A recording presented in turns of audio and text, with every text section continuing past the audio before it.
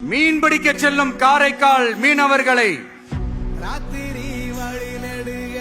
அடிக்கடி கைது செய்யும் இலங்கை கடற்படை அவர்களின் படகுகளையும் பறிமுதல் செய்து விடுகிறது.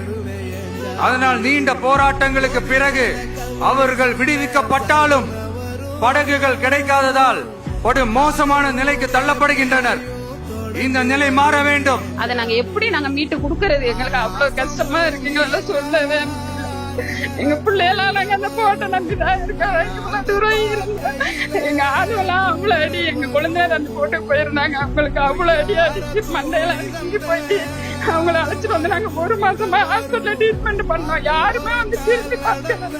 இவங்க பேச ஆரம்பிச்ச பிறகு எங்களுக்கு மனசு கொஞ்சம் ஆறுதலா இருந்துச்சு. இந்த பிசர்மனை பத்தி இவ்வளவு தூரம் பேசுறாங்களே, இந்த கட்சியில அவங்க வந்து இருந்தாங்கன்னா எங்க படகெல்லாம் விடுவிச்சு கொடுப்பாங்க. எங்களுக்கு ஒரு முன்னுரிதமா அவங்க பேசுற ஒரு வீடியோவும் நாங்க பார்த்துட்டு தான் இருக்கோம்.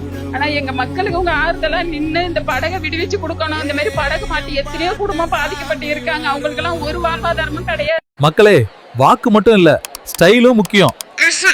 பூனை கூட கண்ணாடி போட்டுட்டு ஓட்டு போட வருதா?